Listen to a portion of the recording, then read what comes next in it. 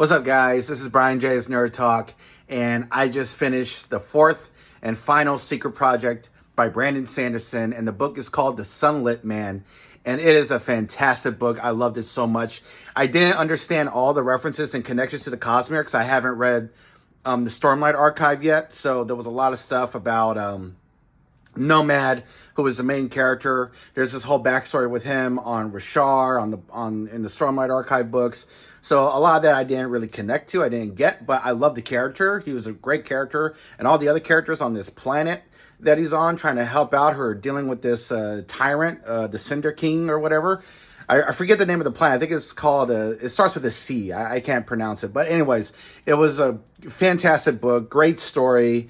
The ending was so satisfying. And the stuff that I did understand, I thought was awesome, which is the Scadrians in the book, who are in this secret base that has a spaceship. Apparently this book, The Sunlit Man, and spoilers, but this takes place far into the future where Scadrial has achieved space travel, and they got scientists and doctors and stuff like that. So there are people from Scadrial who are in this secret base with the spaceship. And I'm like, oh my God, I get it. I get these connections. And there's also this scene where he decides to get this sun heart and to like power it up because he's trying to help out with the people, and he gets to a fight with this one science chick, and she's able to like push him away using metal. I'm like, oh, I recognize those abilities. That's from Scadrial. That's from Mistborn Era 1 and 2. And it's like in the far future. It's like they got such advanced technology. So that was really great. All these connections to the Cosmere, especially the Mistborn, the original trilogy, and Mistborn Era 2, the Wax and Wayne series. They didn't go into a whole detail of Scadrial and the backstory. You don't need to read those books to understand what's going on, but because I read those books and I know those people and I know that planet and their abilities, that was a real treat. So I love this book. The characters are great. They're very three-dimensional, very well written. The female characters are great. Nomad is amazing. The Cinder King was awful. It's such a great villain, you know, and yeah, the ending was really great. It was so satisfying. This is like the second. I still say Trust in the Emerald Sea is Brandon Sanderson's best book of this year. That he's come out this year. I think that's a masterpiece. I loved it.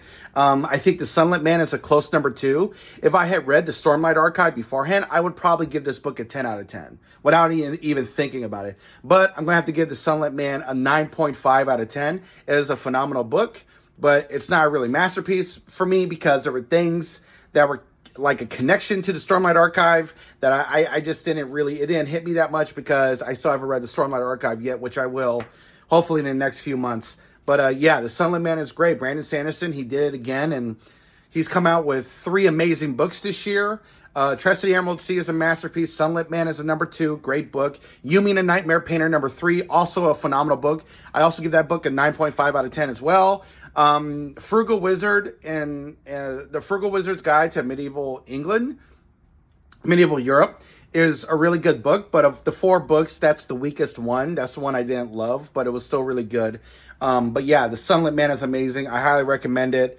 It won't be available in bookstores until January, but you could probably buy it on Brandon Sanderson's website, the store. You could buy the ebook, the physical copy you could buy. But if you're a Kickstarter, if you're like me and you're a backer who did the Kickstarter, you're getting the book anyway. You got it on ebook and stuff, and yeah, enjoy it. It's just such a great book. Sunlit Man is amazing. 9.5 out of 10. This is Brian J's Nerd Talk. I'll talk to y'all later.